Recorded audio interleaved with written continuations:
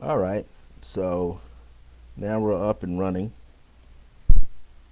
This is live coming through Resident Essentials, the group. And today's program, of course, is Wisdom Keys with myself, Brother Francis, E. Rebels Bay.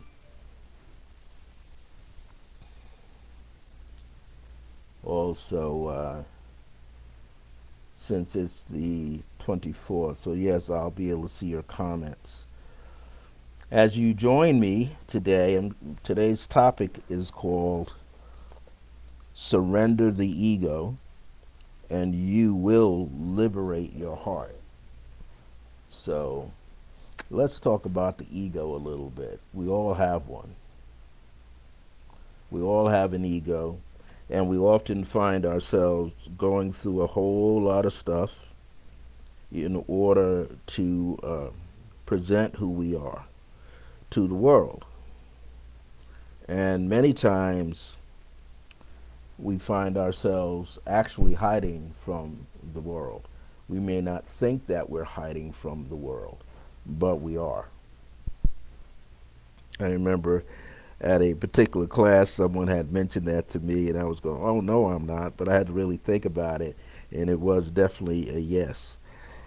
Whoever's listening or viewing right now, if you could hear the volume, let me know. The reason I'm not coming through my computer microphone is because in my building overhead on the roof, they're fixing the ceilings, the rooftops. And so often there will be a lot of banging going on. And even though I have a mic on and it's supposed to be noise cancellation, you still might hear something. So if you are tuned into me at this moment and can see me in session, just give me a thumbs up or say, give me the number one, and then I know that you can definitely hear me.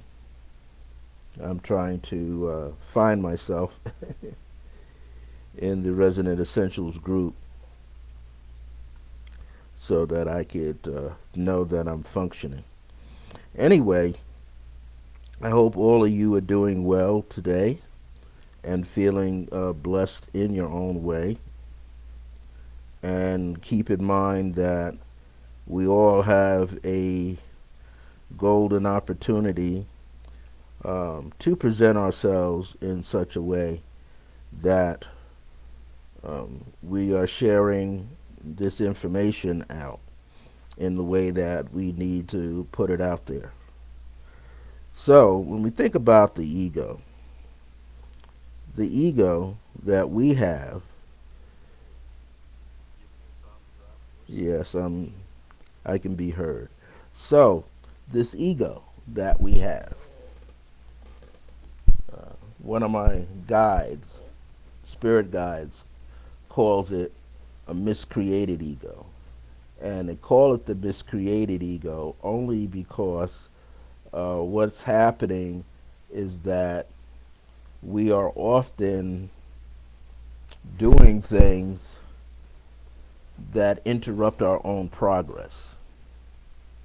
And the ego is actually a part of us that should be like a magnifying glass. The ego, that special part of us, is to help us utilize discernment so that when we know we are on the path or off the path, or if we're hearing the truth or hearing falsehood, or if we are projecting falsehood and not the truth. That's the only reason that the ego is truly there, is so that we can see if we're doing right or wrong by ourselves or by others. Often, when we're not controlling our ego mind, then we become too self centered, we become selfish, we push people out of our immediate circles that are close to us, that are heart to heart connected to us, and then we come across like we know everything. And often, when we are living from the personality called the ego, then what also happens is that we get lost. You hear that old cliche, the blind leading the blind. Well, we're blinded by our own falsehoods. We're blinded by our own illusions, and we wind up misleading others and misleading ourselves away from truth. Now, it is also true that many times we think we are being truthful, and we often don't realize that we are not being truthful, especially if we're not listening to the heart. That heart is that super element within that knows the difference. You know, in ancient days of Kemet or Egypt, when it was time to bury a body, and when they were doing mummification with the body, they were removing the brain, leaving the heart, because to them, the heart was where it's at. The heart, if your heart was lighter than a feather, that was the signal that Anubis would come along, or known as Ampu. He would come along and make sure you got through the pyramid into the galaxy, into the heavens. And if your heart was heavier than a feather, well, then he had to escort you the other way into the netherworld. And then there, he would make sure you got cleansed. He wasn't taking you there to torture you. He was taking you there for you to release these old parts of yourself that had to be released. So think of it when we have an ego. The ego mind causes us to hold on to too much old crap, too much old data that we can't use anymore. And we begin to clutter our path. As we clutter our path with old belief systems, old philosophies, old habits, old way of doing things, to the point that we pack on luggage that we no longer need. And these old dreams that we didn't fulfill, or we didn't know how to fulfill them, they become a part of that cluttered alley. And they block up the folds in the brain. So now when the electrical impulses shoot out through your electrical nerve system, they get up in the brain, they get blocked. They get up around the heart, they get blocked. They get up in your hands and they ache. They get in your body and you ache. Why? Because we're holding on to all of this energy that should have been released some time ago in our life, so that we could see more and have more and do more in our life. So the ego can become a tricky tool. We could wind up pranking ourselves because we're not letting go in the way that we need to let go. So if we're not letting go, what happens is that we are impacting ourselves in a negative way. Just like I said a few weeks ago, we will absorb all the negative thinking, all the negative feelings, and then what happens is we wind up imploding, which means we blow up on the inside. We know that illnesses, if you hold on to old negative thoughts long enough, they turn into an imbalance, which is an illness in your body. Has nothing to do with your will at that point. You have intended and redirected yourself to be ill, to have no direction, to be unloving, to be unforgiving. So we have to work on it. We have to really work on ourselves. I don't know, I was just thinking with a few other people after doing a consultation this morning and speaking with someone yesterday, a good friend of mine out here. And we were all saying how this summer solstice, which occurred on Father's Day, feels like a reboot, which means all the things that you didn't get a chance to accomplish or do, now you've been given another opportunity to pick yourself up, to start the ball rolling again, to tweak yourself and put it out there, put ourselves out in front of the world, put ourselves out on a platform. We're tweaking ourselves so that we don't have to relive the past. This is why you hear people use the word mindfulness. It's just another way of stating living in the present moment, living for now. So you might want to ask yourself, what am I living for right now? Am I living for the old ego mind, which says no one else matters, no one else counts, no one else has any value but me? Or am I using my skills, my talents, my gifts in such a way, my words in such a way, my heart, my feelings in such a way that are soothing and assisting, aiding and helping others find their path, find themselves, and be absolutely clear.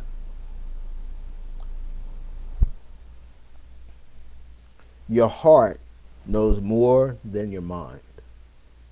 Let me say that again. Your heart knows more than your mind. Your heart feels greater things than your thoughts, your mind. Yeah, your mind is, projecting. I used to think these thoughts when I was a child. Didn't know why I was thinking them. The same thing I'm saying right now I used to think. I used to think, am I walking around in the body of God? If this is true, if God is this humongous infinite spirit, that means this whole town called Hempstead is in a cell.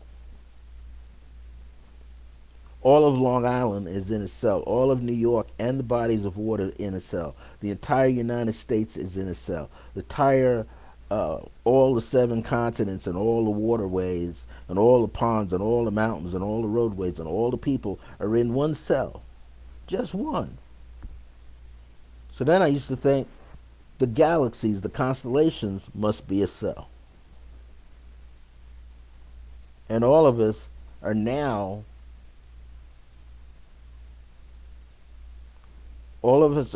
moving from theories, no more guesswork.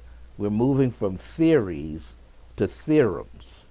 T-H-E, theorems. T-H-E-R-O-M-S. So that's the plural. So what's a theorem?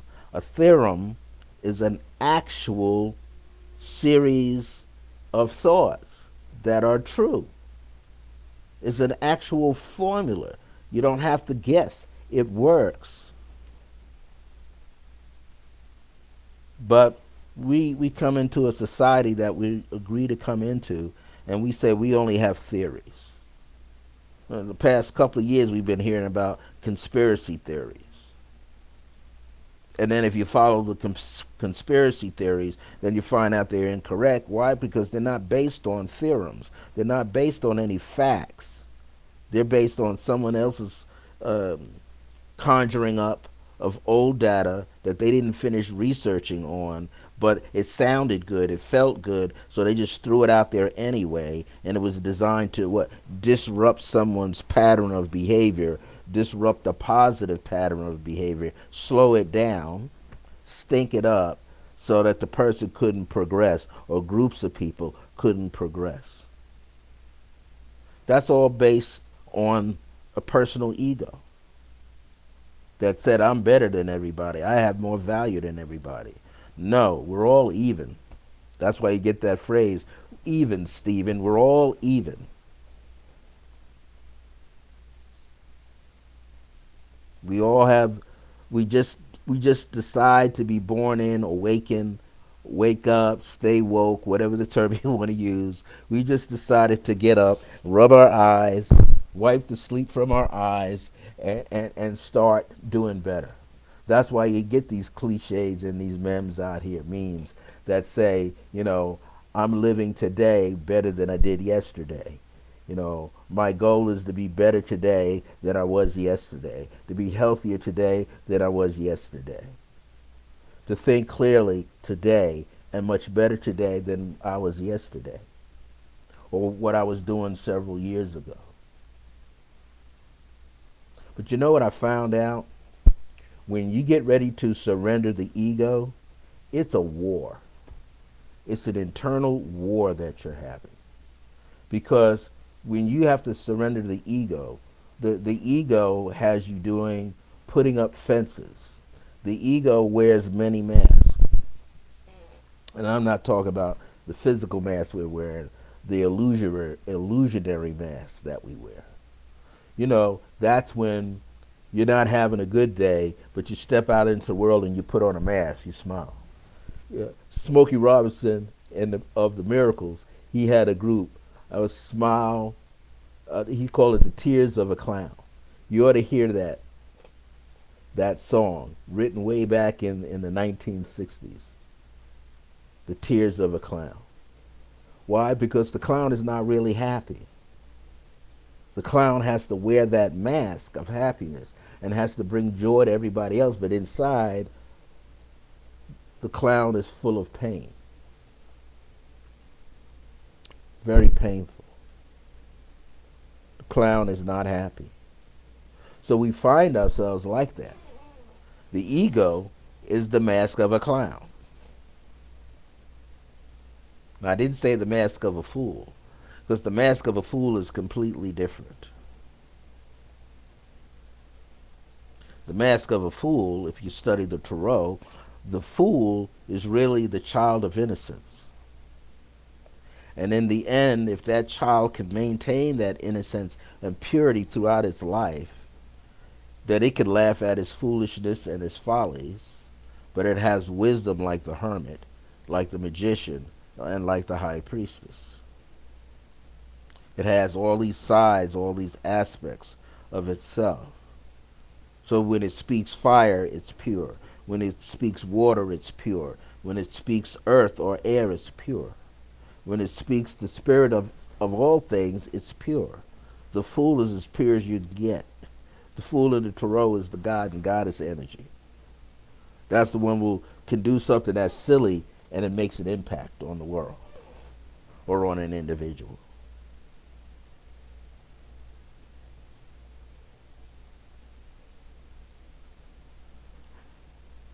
How do we get rid of the ego? You don't. You can't even kill the ego. Because if you attempt to kill the ego, that's breaking and entering into your mind, which means you're going to leave the door open for some other nonsense to get in there that shouldn't be there. So you don't kill the ego. You surrender the ego into your higher self, which means you have to spend some quiet moments sitting with yourself, peeling out these old thought patterns that you have, allowing yourself to be different, to do something different. And often do it almost from a state of fear and without courage. But in reality, you do it with a sense of faith that you know that you'll be okay. So you don't kill off your ego. What you actually do is you love it back into place. Love your ego back into alignment. Love your ego back into attunement with yourself. Which also means you can't even judge yourself.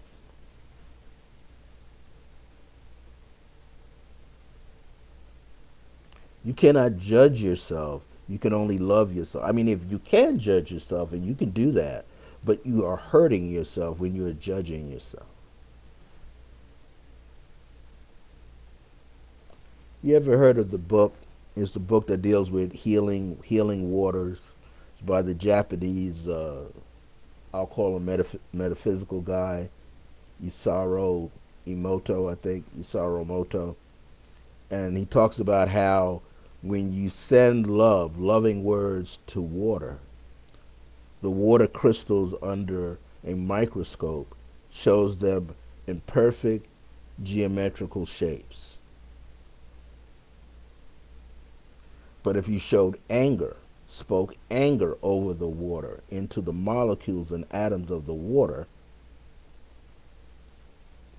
shows the same geometrical shape, but it's unfocused. It's asymmetrical. It doesn't look balanced. It's frazzled. It's cracked.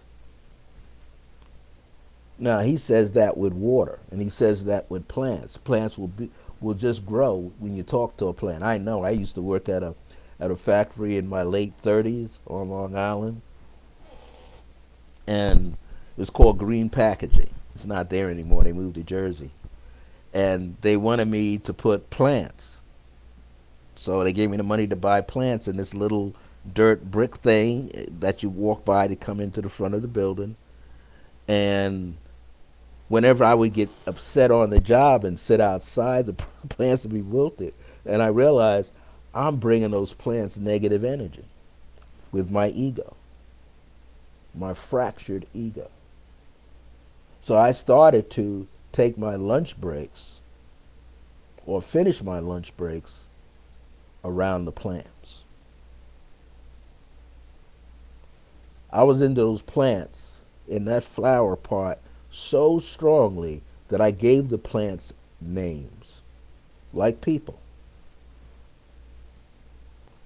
I started loving on the plants. Why? Because I was getting away from my personal ego. And I says, I'm going to serve the plant kingdom. I started loving the plants, and they started to grow.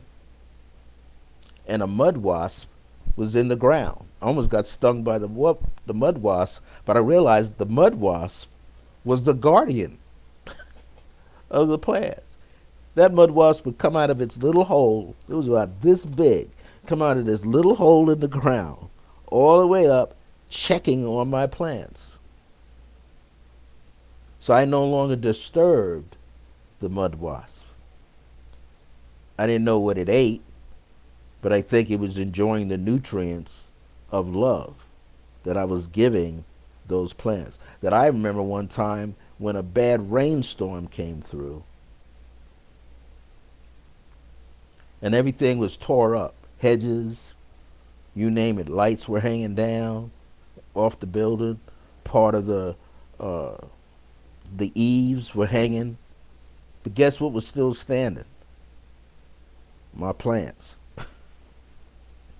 My plants were still standing because I had a connection to those plants. Now, why am I saying that? Because the truth is, we have a connection to each other. You have a connection to your quote-unquote enemy, who's actually a reflection of all your negative thoughts that are rolling around on the inside. All of your doubts, all of your illusions, all of your not nice thoughts, all of your bad feelings, all of the negative remembrances. If you don't clean them out, that toxic matter will make you sick. So in order to liberate the heart, you've got to deal with what's weighing down this so-called mind called the ego. You don't kill the ego. You lighten the load of the ego. The ego is your clown, your inner clown that's unhappy. You begin to fix the inner clown. You bring more joy to the inner clown. You give it purpose. You start loving on your ego, and you begin to change because you're feeding it gratitude.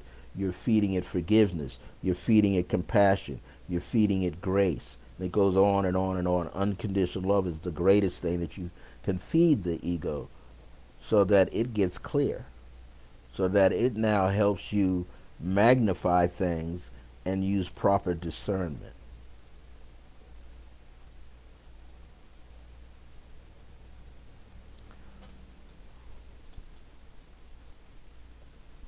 We all want to be happy, excited, happy, real excited. We all want to be wealthy. We all want to be well known. We all want all these things, but we can't get there if we don't know how to correct this ego. Think of the ego as a fragmented puzzle, and all these parts of yourself are running all over the earth. So you got to go get your basket, and you got to find those parts of yourself and put them in the basket. Or I would say dust them off and put them in the basket. Recreate or create a new puzzle where all pieces fit.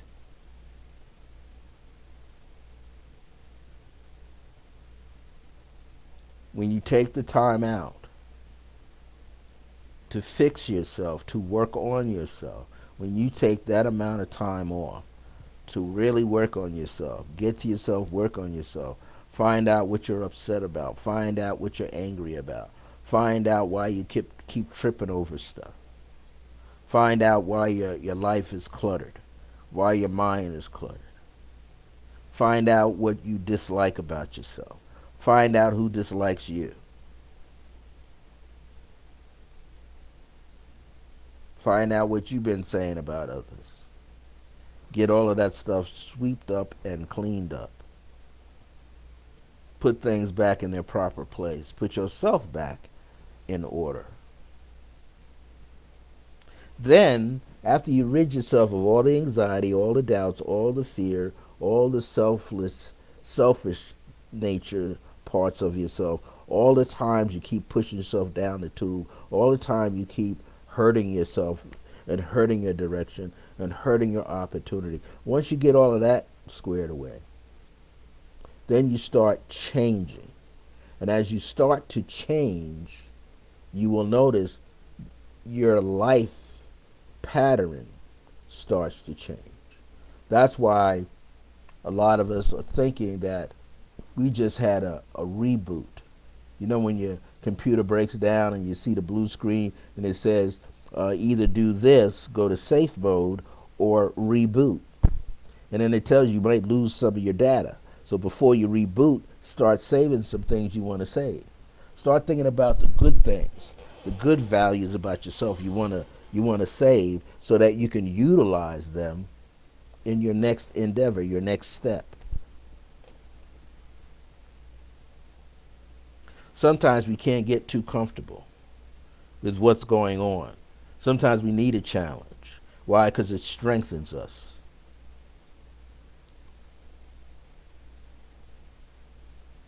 You can be happy and still be sad because there's something about yourself you don't like. So you don't want to show that to the world, but the more you hide it from the world, the more it sneaks out until the very person that you're hiding it from gets to see you in full display one day. Then it's too late. You realize that person's been standing there the whole time watching you act out. But guess what? It won't be your first time, and it won't be your last time, because you need these as opportunities to make changes. So you will learn not to beat yourself down, but build yourself up.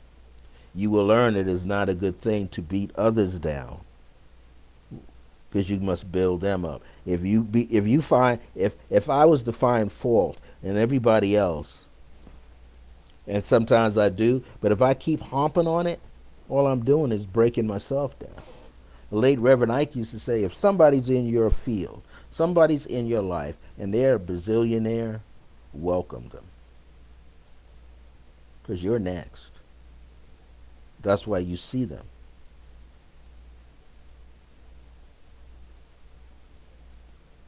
You can use the mirror technique that I have.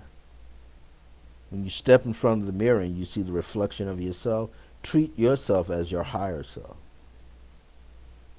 And say, what are you doing? What are you doing? Look right in your own eyes and say, what are you doing? What are you feeling? What are you not doing? What are you not feeling about yourself?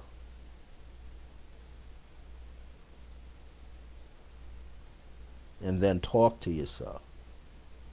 How you're going to get rid of some old bad habits connected to that personality, negative personality called the ego, the miscreated ego.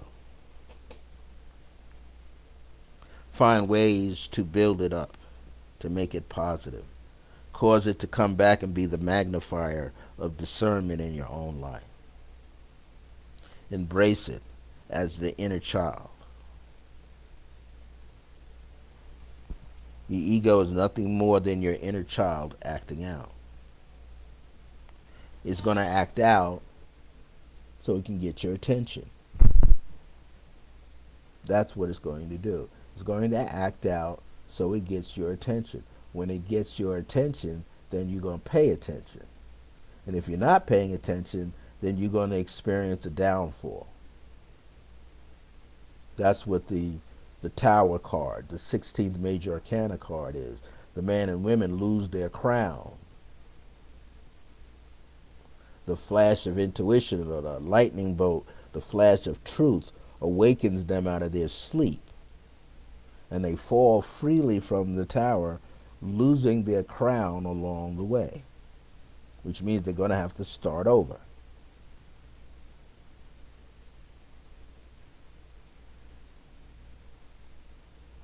So are you willing to sometimes start over? So surrender doesn't mean you're really giving up on yourself. Surrender means you're going to stop doing certain things that are no longer of value for you to do. That's what surrender means. You're going to give in, but you're going to start doing things, or first stop doing things that you no longer need to do, that are detrimental to your well-being.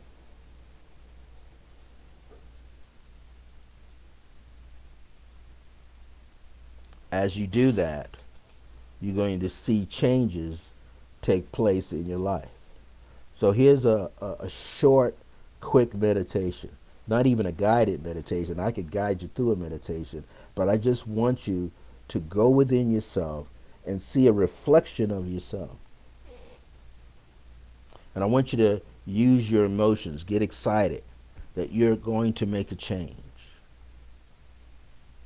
Maybe you're going to make a change. You're going to stop procrastinating. You're going to stop hindering yourself. You're going to get out of your own way. You're going to be supportive to yourself in a loving way.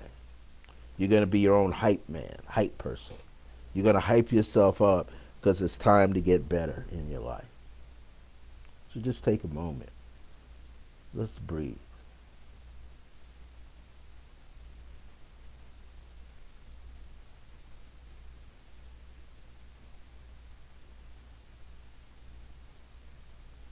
And let every breath that you take allow you to step further inside yourself.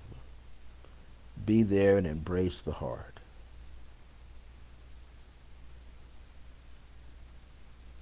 And remind yourself to let go of old values.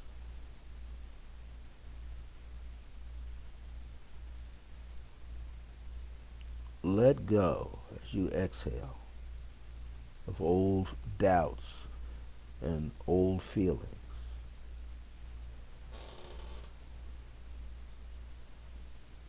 Inhale and breathe, and let go of anger.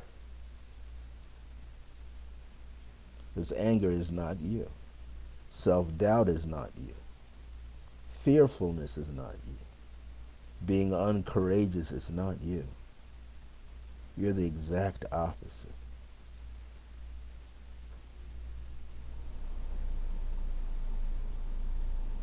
You are compassionate.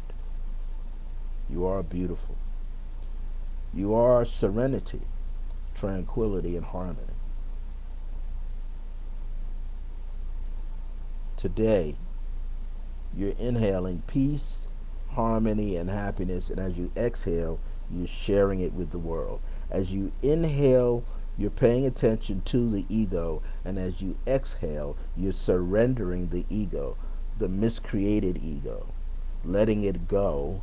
And then as you inhale, you're building it up. And as you let go through exhaling, you are freeing your heart. Liberation is the true revolution of living through the heart. Liberation of the heart is the true revelation and the true revolution and the true evolution of your own life. Thank you for listening. Thank you for being here. And remember, when you surrender your ego, you're just bringing it back to your heart. You're letting it rest with your higher self so that you could liberate truly your heart, so you can be a more loving person for you, so that you can recognize your self-worth. See you next Thursday, 1 p.m. And oh, by the way, tomorrow, Friday, 12 p.m. is Swanda with Michelle Vidal. Monday at 9 a.m. Mountain Time for us is the Whispering of Truth from the UK, Audrey Wilson. Tuesday at 12 p.m. is Donna of Dominion Tarot. So join us when you can. And if you can't see this live, hit the replay. Replay it and let us know that you watched it. Put questions in there if you have questions. Well, until next time, know that my grace is your grace. Remembering that divine grace is a blessing as we're alive and well in the age of remembrance. This is Wisdom Keys with Brother Francis. See you next Thursday, 1 p.m. right here. Thank you so much.